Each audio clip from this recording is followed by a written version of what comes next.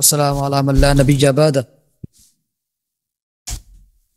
میں نے آپ کے سامنے سے بخاری کی جو حدیث پڑھی تھی، اور اس کے ساتھ میں نے وضاحت کی تھی کہ یہ جو الفاظ ہیں یہ حدیث کے الفاظ نہیں ہیں، بلکہ یہ میں تشریحی نوٹ کے طور پر ساتھ بیان کر رہا ہوں۔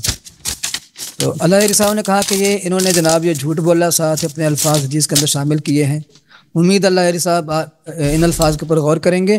میں نے ساتھ ہی وضاحت کی تھی کہ یہ الفاظ میرے نہیں ہیں، بلکہ میرے ہیں، حدیث کے الفاظ نہیں ہیں۔ تو یہ وضاحت کے طور پر میں یہ الفاظ بول رہا ہوں۔ تو ایسے کسی بات کو کسی کی طرف ایسے منسوب کرنا اچھی بات نہیں ہے۔ انصاف کے تقاضوں کو مد نظر رکھنا چاہیے انسان کو۔ اختلاف ہونا، مخالفت ہونا، یہ اپنی جگہ پر الگ چیزیں ہیں، لیکن مخالفت کے اندر آ کر انصاف کا جو دامن ہے وہ انسان کو نہیں چھوڑنا چاہیے۔ تو میں نے یہ حدیث کے الفاظ کا ترجمہ کرتے وقت الحمدللہ کوئی بھی غلط بیانی سے جو ہے کام نہیں لیا۔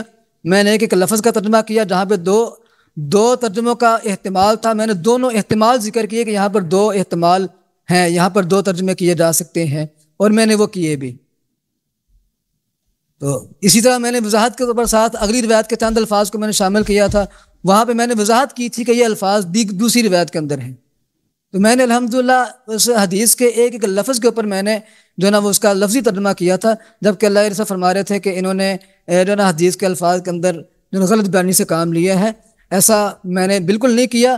اللہ رسول اس پر غور فرمائیں گے۔ ایسا نہیں کہنا چاہیے، جو انسان نے کام نہیں کیا اس کی طرف اس کو منسوب نہیں کرنا چاہیے۔ تو سب سے پہلے اللہ رسول صاحب نے کہا کہ درمیان سے جو نا وہ روایت کو پکڑ لیا، احجارہ اور احجارہ، اس بحث کو لے کر بیٹھ گئے۔ حالانکہ شروع کے اندر میں نے ذرا تفصیل کے اندر یہ بات کی تھی کہ شروع میں جو ایتونی جو لفظ ہے نا کہ تم آؤ، ٹھیک ہے نا، آؤ تم میرے پاس، میں تمہیں ایک کتاب لکھ دوں۔ یہاں پر ایتونی بھی کتاب کا لفظ نہیں ہے، یہاں پر بھی کتاب کا لفظ نہیں ہے۔ اللہ صاحب ایتونی کا معنی کہ تم آؤ نہیں، ایتونی بے متعدی ہے با کے ساتھ۔ جو حدیث تو کھولے نا، یہ والی جو میں نے پڑھی، اللہ کے بندو۔ آپ پڑھتے جائیں، بولتے جائیں۔ ہاں جی، ایتونی اکتب لکم کتابا لن تضلوا بعدہ ابدا، تم آؤ میں تمہیں کتاب لکھ دوں، تم اس کے بعد کبھی گمراہ نہیں ہوگے۔ تو یہ ان کے الفاظ تھے اس کے۔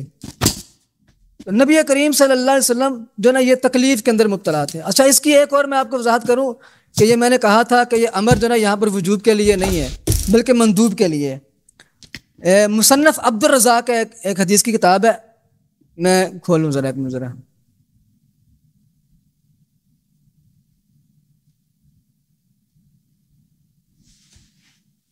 مصنف عبد الرزاق کے اندر آتا ہے کہ نبی کریم صلی اللہ علیہ وسلم نے کہا کہ حل اکتب لکم کتابا، کہ کیا میں تمہیں ایک کتاب لکھ دوں کہ جس کے بعد تم گمراہ نہیں ہو جاؤ گے۔ یہ سوال کے انداز کے اندر ہے، استفہام کے انداز کے اندر ہے۔ جیسے کہ میں نے بتایا تھا کہ قرینوں سے بھی ثابت ہو رہا ہے کہ نبی کریم صلی اللہ علیہ وسلم نے جو ہے نا یہاں پر وہ ایسے انداز سے گفتگو کی تھی جس کے اندر یہ قرینہ پایا جاتا تھا کہ یہ امر جو ہے نا یہ وجوب کے لیے نہیں ہے، اور صحابہ کرام رضوان اللہ علیہم اجمعین نے اسی سے سمجھ کر جناب وہ جو نا ان کی بات کا اس انداز سے انہوں نے جواب دیا۔ تو اس کے جواب میں نبی کریم صلی اللہ علیہ وسلم پھر خاموش بھی رہے، اور یہ سارا جو معاملہ ہوا بعد میں ہوا۔ ایک منٹ ذرا ٹھہریے۔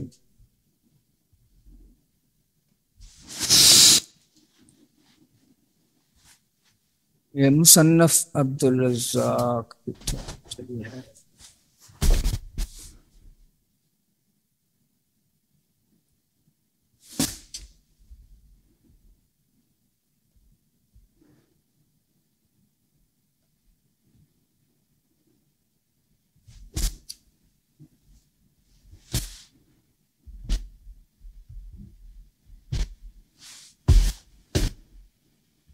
جی، یہ مصنف عبد الرزاق طبع ہے، میرے پاس طبع ہے التحصیل الثانیہ کی ہے، ٹھیک ہے۔ اس کی تحقیق کی ہے مرکز البحوث و تقنیت المعلومات دار التحصیل تحصیل کے اندر، ٹھیک ہے نا۔ یہ طبع ہے 1437 ہجری کی، 2013 میں چھپی ہے۔ اس کی حدیث نمبر ہے 10,619۔ 10,619 کے اندر یہ کہتے ہیں عبد الرزاق عن معمر عن الزہری عن عبید اللہ بن عبد اللہ بن عتبہ عن ابن عباس قال لما احتضر رسول اللہ صلی اللہ علیہ وسلم وفی البیت رجال فیہم عمر بن الخطاب، کہ جب نبی کریم صلی اللہ علیہ وسلم کی وفات کا وقت آیا آپ تو ان میں عمر بن خطاب رضی اللہ تعالیٰ عنہ بھی شامل تھے. فقال النبی صلی اللہ علیہ وسلم، تو آپ صلی اللہ علیہ وسلم نے فرمایا کہ هل اکتب لکم کتابا لا تضلوا بعدہ، کیا میں تمہارے لیے ایک کتاب لکھ دوں کہ جس کے بعد تم گمراہ نہ ہو. یہاں پر لن تضلوا ہرگز کا لفظ نہیں ہے، لا تضلوا بعدہ تم اس کے بعد گمراہ نہ ہو. فقال عمر، عمر رضی اللہ عنہ نے فرمایا کہ ان رسول اللہ صلی اللہ علیہ وسلم، کہ بے شک رسول اللہ صلی اللہ علیہ وسلم کے اوپر کیا ہے، قد غلب علیہ الوجع، آپ کے اوپر تکلیف غالب ہے. وعندکم القرآن، جبکہ تمہارے پاس قرآن ہے. حسبنا کتاب اللہ، ہمیں اللہ تعالیٰ کی کتاب، حسبنا کتاب اللہ، ہمیں کیا ہے، اللہ تعالیٰ کی کتاب کافی ہے. فاختلف اہل البیت واختصموا، تو اہل البیت جو نا انہوں نے اختلاف کیا آپس میں، اور انہوں نے آپس میں اختصام کیا. اختصام جھگڑے کو کہتے ہیں آپس میں، یعنی کہ بحث مباحثے میں لگے، جیسے پچھلی روایت میں کہا تھا کہ تنازع کرنے لگے. وہ فمنہم من یقول، ان میں سے کچھ کہنے لگے قربوا یکتب لکم رسول اللہ صلی اللہ علیہ وسلم کتابا. قربوا، یہ تقریب سے، قرب یقرب، تقریب کا معنی قریب ہونا بھی ہوتا ہے، قریب کرنا بھی ہوتا ہے. قریب کرو تو قریب کرو کر لو، یہاں پہ معنی تم قریب کرو. یکتب لکم رسول اللہ صلی اللہ علیہ وسلم کتابا، کہ رسول اللہ صلی اللہ علیہ وسلم تمہیں کتاب لکھ کر دیں. لا تضلوا بعدہ، جس کے بعد تم گمراہ نہ ہو. تو خلاصہ یہ ہے کہ یعنی روایت یہیں تک میں پڑھ رہا ہوں، اگر روایت باقی اسی سے ملتے جلتے الفاظ ہیں. جو یہ روایت پیش کرنے کا مقصد ہے کہ یہاں پر استفہام ثابت ہے. یہ بالکل واضح الفاظ ہیں حدیث کے کہ یہ امر جو نا وجوب کے لیے نہیں ہے، بلکہ کیا ہے، یہ استحباب کے لیے. کام کر لیں ٹھیک ہے، نہیں کریں کوئی مسئلہ نہیں ہے، ضروری نہیں ہے.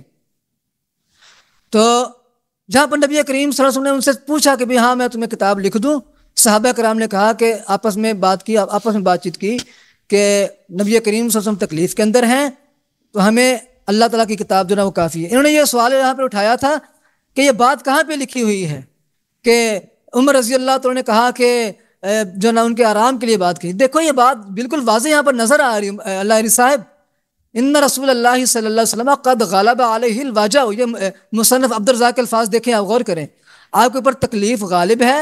وعندکم القرآن حسبنا کتاب اللہ، جبکہ تمہارے پاس قرآن ہے، میں اللہ کی کتاب کافی ہے. تو یہاں پہ آپ سمجھنا چاہیں تو انشاءاللہ سمجھ سکتے ہیں کہ آپ رضی اللہ تعالیٰ نے یہ الفاظ ان کے لیے جو نا وہ ان کے آرام کی خاطر کہے ہیں. بالکل یہ انداز سمجھ میں آ رہا ہے، اور یہ الفاظ اس بات پر دلالت کر رہے ہیں کہ یہ الفاظ جو نا وہ سبب کی بنیاد پر کہے گئے، ایسے تعصب اور ہٹ دھرمی کی بنیاد پر ایسے الفاظ یہ نہیں کہے گئے. بہرحال انہوں نے الفاظ کہے، اور نبی کریم صلی اللہ علیہ وسلم نے اس بات کے اوپر کوئی ان کو جو نا دوبارہ بات دہرانے کے لیے نہیں کہا. اچھا، ان کا یہ اعتراض تھا کہ کیا نبی کریم صلی اللہ علیہ وسلم نے پہلے غلط بولا تھا تو بعد میں خاموش ہو گئے. دیکھیں نبی کریم صلی اللہ علیہ وسلم جب آپ کہتے ہیں کہ وما ينطق عن الهوى، جب آپ بولتے ہیں اللہ تعالیٰ کی وحی کے ساتھ، اللہ کی وحی کے بغیر بولتے نہیں، گفتگو نہیں کرتے، ٹھیک ہے نا.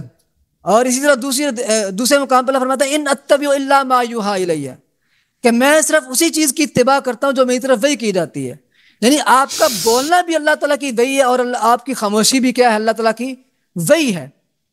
ان دونوں آیات کو جب آپ مد نظر رکھیں گے تو یہ بات سمجھ میں آتی ہے کہ نبی کریم صلی اللہ علیہ وسلم جو خاموش ہوئے ہیں وہ ایسے نہیں ہوئے، ورنہ یہ آپ صلی اللہ علیہ وسلم کے اوپر جو اللہ تعالیٰ کا یہ فریضہ ہے کہ یا ایھا الرسول بلغ ما انزل الیک من ربک وان لم تفعل فما بلغت رسالتہ، یہ کیسے ممکن ہے کہ اللہ رب العالمین آپ کو ایک حکم دے کہ آپ یہ لوگوں تک یہ بات میری پہنچائیں، یہ آپ حکم دیں، اور کوئی چیز یہ کوئی ایک آدمی اس کی جو نا وہ بات کرنے کی وجہ سے وہ بات اس کی آڑے آ جائے، ایک آدمی کے آڑے آنے کی وجہ سے آپ صلی اللہ علیہ وسلم اپنے اس حکم سے جو وہ رک جائیں جبکہ وہ اللہ تعالیٰ کی وحی ہو. یہ تو آپ صلی اللہ علیہ وسلم کے جو نا اتنا بڑا بہتان ہے، اتنی بڑی تہمت ہے کہ جس کی خاطر آپ صلی اللہ علیہ وسلم نے پوری زندگی کھپا دی، پوری زندگی آپ اس کے لیے محنت کرتے رہے. آپ نے بڑی بڑی باتیں لوگوں کو بتلا دی، بڑے بڑے مشکل حالات کے اندر آپ نے اللہ تعالیٰ کے حکام لوگوں تک پہنچائے، کبھی آپ خاموش نہیں ہوئے کسی کی باتوں کو 10 منٹ ہو گئے شیخ دباؤ میں آ کر. چلو 10 منٹ. بسم اللہ الرحمن الرحیم. پہلی بات ہے یہ کہتے ہیں کیسے ممکن ہے کہ ایک شخص کے خاطر انہوں نے وصیت لکھنے سے اعراض کیا ہو. ان کے پاس تو کوئی دلیل نہیں ہے نا کہ نبی صلی اللہ علیہ وسلم عمر کے ساتھ موافق ہو گئے، صحابہ کی پارٹی جو مخالف تھے کتابت کرنے کے وہ مخالف ہو ان کے ساتھ موافق ہو گئے تھے. ان کے پاس تو کوئی دلیل نہیں ہے، صرف یہی دلیل ہے کہ نبی صلی اللہ علیہ وسلم نے لکھایا کیوں نہیں ہے. بھئی میں نے پیش کیا کہ نبی صلی اللہ علیہ وسلم نے ان کو گھر سے نکال دیا، انہوں نے گھر سے نکال دیا.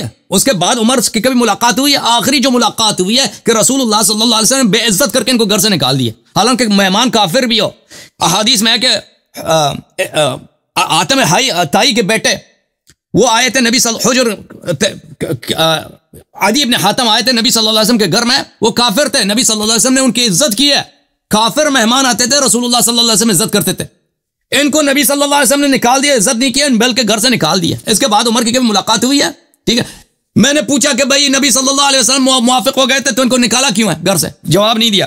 نبی عبداللہ ابن عباس پاگل تھا، کتنی دفعہ میں نے پوچھا کہ وہ رو رو کے کہہ رہا، کیا بھی کہتا ہے یوم الخمیس وما یوم الخمیس، کبھی اتنا روتا ہے کہ زمین تر ہو جاتا ہے. وہ نبی صلی اللہ علیہ وسلم کا دشمن تھا کہ ایک بات کہ نبی خواہش مند ہے کہ وصیت نہ لکھی جائے، ٹھیک ہے، وصیت ترک کیا جائے، قرآن کافی ہے. اور عبداللہ ابن عباس رو رو کے کہہ رہے ہیں کہ بھئی وہ ان کو لکھنے نہیں دیا کہ اسلام کے سارے مصائب یہی ہیں، یہی سے. تو بھئی اس کا جواب کیوں نہیں دیا؟ صرف ان کے پاس کیا ہے کہ نبی صلی اللہ علیہ وآلہ وسلم نے بعد میں کیوں لکھا ہے. ایک آدمی کی مخالفت سے وہ کیسے باز آ سکتے ہیں؟ بھئی ایک آدمی نہیں تھا، آپ نے دیکھا کہ انہوں نے اختصام کی آوازیں بلند کی ہے. جب لوگ جھگڑا کر رہے ہیں وصیت نہیں لکھایا جا سکتا. جب آپ کو لوگ گالی دے رہے ہیں، جب بیمار کو بستر پہ لوگ گالی دے رہے ہیں کہ یہ بکواس کر رہا ہے، وہ اس حالت میں وصیت کیسے لکھایا جا سکتا ہے؟ اس حالت میں اگلا مرحلہ یہی ہے کہ پہلے ان کو خاموش کیا جائے تلوار کے ذریعے، ٹھیک ہے نا. نبی صلی اللہ علیہ وسلم یا تو خانہ جنگی شروع کرتے اپنے بستر بیماری پر، یا خانہ جنگی کے بغیر وصیت لکھانا اس مجلس میں ممکن نہیں تھا، کیونکہ انہوں نے بے حیائی کا حد پار کر کیا ہے، کہہ رہے ہیں کہ یہ بکواس کر رہے ہیں. یا تو یہ ان کو نکال دیں وہاں سے، بعد میں لکھا دیں. یہی کیا، نکال دیا، بعد میں لکھ دیا. اچھا، یہ کہتے ہیں کہ بھائی مصنف عبد الرزاق، ان کے پاس کوئی دلیل نہیں ہے کہ یہ صیغہ کیا ہے. یہ صیغہ جو ہے وجوب کے لیے نہیں ہے اور ندب کے لیے، دلیل ولیل کچھ بھی نہیں ہے اس کے شخص کے پاس، ٹھیک ہے نا. دلیل صرف کیا ہے؟ عبداللہ مصنف عبد الرزاق کی ایک دلیل آیا کہ وہاں پہ سوال کے طور پہ. اور بھائی اگر سوال بھی بہت دفعہ وجوب پہ دلالت کرتا ہے، شیخ صاحب ملاحظہ کریں، دیکھیں، اعوذ باللہ من الشیطان الرجیم، قل هل ادلکم علی تجارت تنجیکم من عذاب علیم. یہ سورہ صف میں ہے ظاہراً، ٹھیک ہے نا. سورہ صف کی کون سی آیت ہے؟ آیت نمبر 10 ہے. دیکھیں ملاحظہ کریں، قرآن مجید فرقان حمید میں، یا ایھا الذین آمنوا هل ادلکم علی تجارت تنجیکم من عذاب علیم تؤمنون باللہ ورسولہ صلی اللہ علیہ وآلہ وسلم. میں آپ کو ایک ایسی سوداگری دکھا دوں کہ اس میں کے ذریعے تم عذاب علیم سے بچ جاؤ. وہ سودا کیا ہے؟ تؤمنون باللہ ورسولہ وتجاہدون فی سبیل اللہ. اللہ اور رسول پہ ایمان لاؤ. اب کہتا ہوں اللہ اور رسول پہ ایمان جائے، یہ مستحب ہے جی، واجب نہیں ہے، کیونکہ قرآن نے تو سوال کیا جی، مشورہ کیا ہم سے. میں آپ کو دکھا دوں نبی صلی اللہ علیہ وسلم نے جو مشورہ کیا نا، جو سوال کیا ہے، کیا میں ایک ایسی کتاب لکھ دوں کہ اس کے بعد تم کبھی گمراہ نہ ہو جاؤ؟ ہائے ہائے، یہ اسی کی طرح، اسی آیے قرآن کی طرح کہ هل ادلکم علی تجارت تنجیکم من عذاب علیم تؤمنون باللہ ورسولہ. یہ نبی صلی اللہ علیہ وسلم کی یہ بات کہ یہ میں وصیت لکھوں گا کبھی کوئی گمراہ ہوئے گا ہی نہیں، یہ بہترین دلیل. عبداللہ ابن عباس کا رونا، نبی صلی اللہ علیہ وسلم کو ان کو گھر سے نکالنا، یہ بہترین لاتعداد قرائن کے یہ امر کیا تھا؟ وجوب کے لیے تھا. پھر میں نے آپ سے پوچھا بھائی شیخ صاحب استحباب کے لیے بھی ہو، وہ مخالفت کرنا، توہین کرنا حرام ہے، اذیت رسول صلی اللہ علیہ وسلم کفر ہے. شیخ صاحب آپ کہہ رہے ہیں کہ عمر صاحب نے آرام دلانے کی کوشش کیا. اب یہ کہاں کی تمیز ہے بھائی کہ حجرہ کہتا ہے، مطلب کیا حجرہ کا؟ بکواس کرنا. حجرہ کا کیا مطلب ہے؟ حجرہ کا مطلب ہے اللہ آپ کا بھلا کرے کہ بہت زیادہ بکواس کرنا. یہ کہاں دنیا میں رسم ہے میرے محترم ناظرین؟ یہ کہتے ہیں میرے توضیح الفاظ، اور حدیث کی توضیح کا آپ کہاں دے رہے تھے بھائی؟ حدیث میں تو کوئی ایسے الفاظ نہیں ہیں. توضیحی الفاظ یہ ہوتے ہیں کہ حدیث کی عبارت کچھ مشکل ہو، آپ اس کو توضیح دے دیں، آرام کر دیں. حدیث میں کوئی الفاظ ہوتے ہیں نا کہ عمر، عبداللہ ابن عباس کہتے ہیں کہ عمر نے بھائی نبی صلی اللہ علیہ وسلم کو آرام دلانے کی کوشش کی ہے، اس کی توضیح دے دیتے ہیں بھائی، اپنے الفاظ میں مان لیتے ہیں. وہ الفاظ ہیں ہی نہیں، الفاظ ہیں ہی نہیں. جو الفاظ ہیں وہ نبی صلی اللہ علیہ وسلم کی مخالفت ہے. اور عبداللہ ابن عباس کوئی کسی روایت میں کوئی الفاظ نہیں ہے کہ وہ عمر بن الخطاب نے آرام دلانے کی کوشش کیا. اچھا، یہ آرام دلانے کی کہاں کی کس کے قاموس میں، کس ڈکشنری میں یہ ہے کہ آپ کسی بیمار کو اس کو گالی دیتے ہیں، اس کے آرام کا سبب بنتا ہے. یہ کتاب الفائق فی غریب الحدیث لجار اللہ الزمخشری جزء اعراب ہے، ملاحظہ کریں. قال صلی اللہ علیہ وآلہ وسلم، صفحہ نمبر ہے 555. نبی صلی اللہ علیہ وسلم نے کہا کہ ایتونی اکتب لکم کتابا لا تذلون بعدہ. آ جاؤ ادھر میں کتاب لکھا دیتا ہوں, ٹھیک ہے نا. فقالوا ما شأنه احجر, انہوں نے کہا ما اس کو کیا ہو گیا, احجر ای احذا. دیکھو یہ بہت بڑا لغوی ہے, یہ معتزلی بھی ہو نا, بہت بڑا لغوی ہے, بہت بڑا ادیب ہے.